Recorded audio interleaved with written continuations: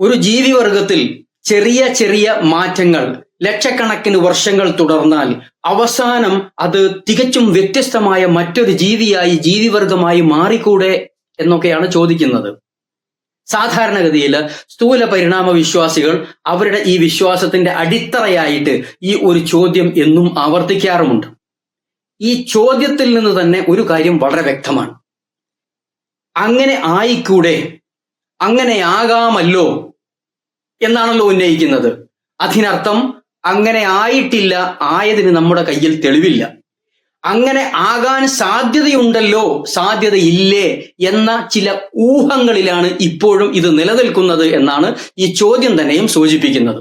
അതുകൊണ്ടാണ് നേരത്തെ ഞാൻ പറഞ്ഞത്, സ്ഥൂല പരിണാമം ഇപ്പോഴും അസംഷൻസ് ആണ്. അത് വെറും ഊഹങ്ങളിൽ മാത്രം നിലനിൽക്കുകയാണ്.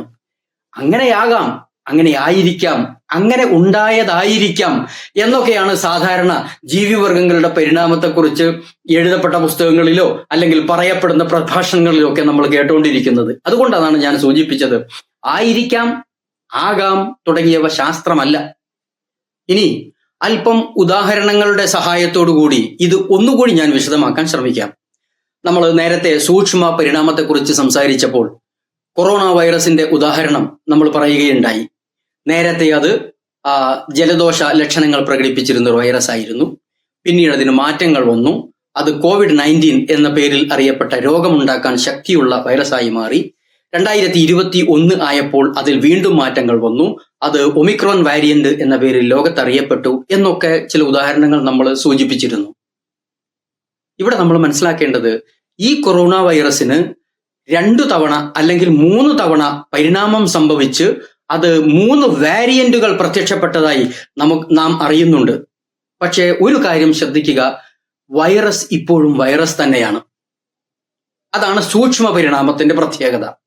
സൂക്ഷ്മ പരിണാമങ്ങൾ കുറെ നടന്നു, പക്ഷേ വൈറസ് വൈറസായി തന്നെ നിലകൊള്ളുന്നു. ഒരു സ്പീഷീസിനകത്ത് നടക്കുന്ന ചെറിയ ചെറിയ മാറ്റങ്ങൾ, അതാണല്ലോ സൂക്ഷ്മ പരിണാമം. ആ സൂക്ഷ്മ പരിണാമം നടക്കുന്നതിന് ചില പരിധികളുണ്ട്, പരിമിതികളുണ്ട്. കോഴികളിൽ സൂക്ഷ്മ പരിണാമം നടന്നിട്ടുണ്ട്, പൂച്ചകളിൽ സൂക്ഷ്മ പരിണാമം നടന്നിട്ടുണ്ട്, പട്ടികളിൽ മൈക്രോ ഇവല്യൂഷൻസ് ഉണ്ടായിട്ടുണ്ട്. അരിയിലും തക്കാളിയിലും പച്ചക്കറിയിലും പഴവർഗ്ഗങ്ങളിലുമൊക്കെ മൈക്രോ ഇവല്യൂഷൻസ് നടന്നിട്ടുണ്ട് എന്ന് നമ്മൾ സമ്മതിച്ചു. പക്ഷേ മൈക്രോ ഇവല്യൂഷൻസ് എത്ര തന്നെ നടന്നാലും അത് ആ വർഗത്തിൽ നിന്ന് പുറത്തേക്ക് പോകില്ല. അത് അതുതന്നെയായിരിക്കും. കോഴി എന്നും കോഴി തന്നെയായിരിക്കും.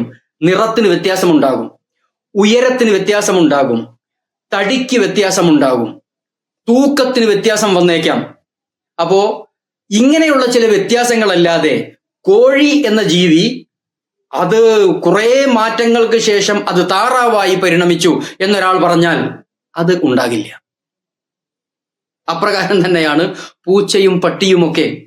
പൂച്ച എത്ര തന്നെ മാറിയാലും രോമങ്ങൾ നീണ്ടത്, രോമം ചെറുത്, വിവിധ കളറുകൾ ഉള്ളത്, ചെവി കൂർത്തു നിൽക്കുന്നതും ചെവി ഒടിഞ്ഞു തൂങ്ങിയ തരത്തിലുള്ള പൂച്ചകൾ, വാലിന്റെ ആകൃതി, വാലിലെ രോമത്തിന്റെ ഘടന, ഇങ്ങനെയൊക്കെ ഒരുപാട് മാറ്റങ്ങൾ പൂച്ചയ്ക്കകത്ത് വരുന്നുണ്ടെങ്കിലും പൂച്ച ഇപ്പോഴും പൂച്ച തന്നെയാണ്. പൂച്ച പട്ടിയായോ പൂച്ച കുറുക്കനായോ മാറിയിട്ടില്ല. ഞാൻ പറയുന്നത് അത്രയേ ഉള്ളൂ. സൂക്ഷ്മ പരിണാമങ്ങൾ ജീവികളിൽ നടക്കാം. ആ സൂക്ഷ്മ പരിണാമങ്ങൾ ജീവികളുടെ ജീനോമിന്റെ, അതായത് എല്ലാ ജീവികളുടെയും ജനിതക വിവരങ്ങൾ, മൊത്തം ജനിതക വിവരങ്ങൾ എന്താണോ ആ ജനിതക വിവരങ്ങളുടെ അടിസ്ഥാനത്തിൽ എത്രത്തോളം മാറ്റങ്ങൾക്ക് വാരിയേഷൻസിന് സാധ്യമാണോ ആ വാരിയേഷൻസ് മാത്രമേ പരിണാമം മൂലം സംഭവിക്കുകയുള്ളൂ.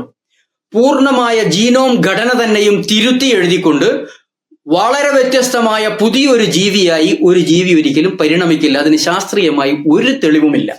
നേരെ മറിച്ച് ചെറിയ മാറ്റങ്ങൾ ഉണ്ടാക്കാം. ആ ജീവിയുടെ ജനിതക വിവരങ്ങൾ എന്തെല്ലാം സാധ്യമാക്കുന്നുണ്ടോ, എന്തെല്ലാം അനുവദിക്കുന്നുണ്ടോ അത് മാത്രമേ അതിനകത്ത് വരുകയുള്ളൂ. സാധാരണഗതിയിൽ ഇപ്പൊ മനുഷ്യനാണെങ്കിൽ ഇപ്പൊ മുടി, നീണ്ട മുടിയുള്ളവർ, ചുരുണ്ട മുടിയുള്ളവർ, തവിട്ടു കളറുള്ള മുടിയുള്ളവർ, അതുപോലെ സ്വർണ്ണ നിറത്തിലെ ഗോൾഡൻ കളറുള്ള മുടിയുള്ള ആളുകൾ, നല്ല കറുകറുത്ത മുടിയുള്ള ആളുകൾ, ഇങ്ങനെ മനുഷ്യന്റെ മുടികൾ തന്നെ വളരെ വ്യത്യസ്തമാണ്. ഇത് മനുഷ്യന്റെ ജനിതകത്തിൽ കാണുന്ന ചില പ്രത്യേകതകളാണ്. ആ ജനിതകത്തിൽ എന്തെല്ലാം പ്രത്യേകതകൾ സാധ്യമാണോ ആ പ്രത്യേകതകൾ മാത്രമേ ഇത്തരത്തിലുള്ള വ്യത്യാസങ്ങൾ വഴി, പരിണാമങ്ങൾ വഴി വീണ്ടും ഉണ്ടാക്കിയെടുക്കാൻ ഡൊമിനന്റ് ആയിട്ട് വരികയുള്ളൂ. ഇത് അല്പമെങ്കിലും ജനിതക ശാസ്ത്രത്തെക്കുറിച്ച് വളരെ ചെറിയ ഒരു വിവരമുള്ള എല്ലാവർക്കും മനസ്സിലാക്കാവുന്ന ഒരു യാഥാർത്ഥ്യമാണ്. ജനിതകത്തിന്റെ ഭാഷയിൽ പറയുമ്പോൾ മുടി ഉണ്ടാവുക, അത് ഒരു ക്യാരക്ടറാണ്, ഒരു സവിശേഷതയാണ് മനുഷ്യന്റെ തലയിൽ മുടി ഉണ്ടാവുക എന്നുള്ളത്. ഈ മുടിക്ക് ഒന്നിലധികം ട്രൈറ്റുകൾ ഉണ്ടാകാം. അതാണ് ഞാൻ നേരത്തെ സൂചിപ്പിച്ചത്. ട്രൈറ്റ് എന്ന് പറയുമ്പോൾ അതിന്റെ ആകൃതിയും ഘടനയും നിറവും എല്ലാം നിശ്ചയിക്കുന്ന കാര്യത്തിനാണ് ട്രൈറ്റുകൾ എന്ന് സാധാരണഗതിയിൽ പറയുന്നത്. നീണ്ട മുടി എന്നത് ഒരു ട്രൈറ്റ് ആണ്. മുടി എന്ന ക്യാരക്ടറിന്റെ ഒരു ട്രൈറ്റ് ആയിട്ടാണ് നീണ്ട മുടി. ചുരുണ്ട മുടി അത് വേറെ ട്രൈറ്റാ. ഒരു മനുഷ്യന്റെ തലയിൽ ഒരേ സമയത്ത് പകുതി നീണ്ട മുടിയും പകുതി ചുരുണ്ട മുടിയും അങ്ങനെ ഉണ്ടാവില്ല. അതുപോലെ തന്നെ തലയിലെ പകുതി മുടി ഗോൾഡൻ കളറും പകുതി മുടി കറുപ്പും അങ്ങനെയും ഉണ്ടാകില്ല. നേരെ മറിച്ച് വ്യത്യസ്ത തരത്തിലുള്ള ജനിതക ഘടനയനുസരിച്ച്, ജനിതക വിവരം അനുസരിച്ച് എത്രത്തോളം ട്രൈറ്റുകൾ മാറി വരാനുള്ള സാധ്യതയുണ്ടോ അത്രത്തോളം മാറ്റങ്ങൾ ഒരു ജീവിയിൽ അല്ലെങ്കിൽ ജീവിവർഗത്തിൽ ഉണ്ടാകാം. അതിനപ്പുറത്തേക്ക് അത് നീങ്ങിപ്പോകുന്നതല്ല എന്ന് തന്നെയാണ് ആധുനിക ജനിതക ശാസ്ത്രം നമ്മളോട് പറയുന്നത്.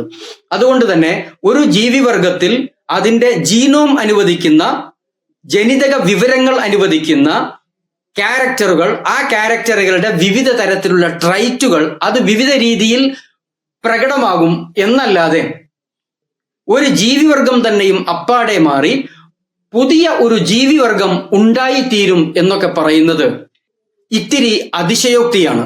അതിന് ശാസ്ത്രീയമായ യാതൊരു പിന്തുണയുമില്ല എന്ന് ജനിതക ശാസ്ത്രത്തിന്റെ ബാലപാഠം അറിയാവുന്നവർക്ക് പെട്ടെന്ന് മനസ്സിലാകും.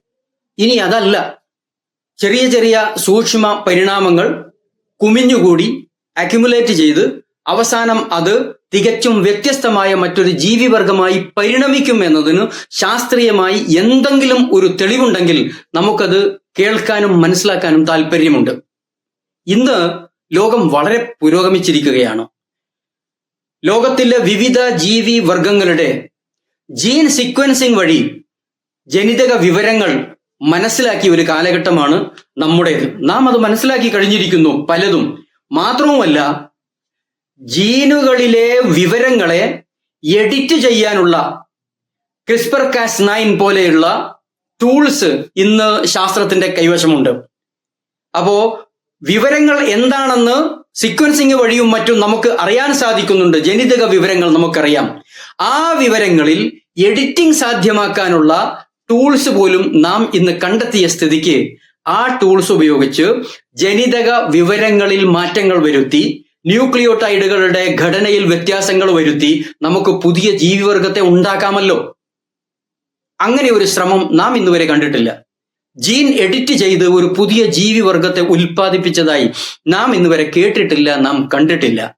അപ്പോൾ ഈ പറയുന്നത് പോലെ ഒരു ജീവിവർഗത്തിൽ സൂക്ഷ്മ പരിണാമങ്ങൾ ധാരാളമായി ഉണ്ടായാൽ അവസാനം അത് മറ്റൊരു ജീവിയായി മാറിക്കൂടെ എന്ന് ചോദിച്ചാൽ അത് ഊഹമാണ്, എസംഷനാണ്, അതിന് തെളിവുകളില്ല. അങ്ങനെ മാറ്റാൻ സാധിക്കുമോ? അങ്ങനെ മാറിയിട്ടുണ്ടോ? അതിന് എന്തെങ്കിലും രേഖകളുണ്ടോ? പരീക്ഷണങ്ങൾ നടന്നതായി ആർക്കെങ്കിലും അറിയാമോ? ഇല്ല എന്നാണ് അതിന്റെ ഒരു ഉത്തരം.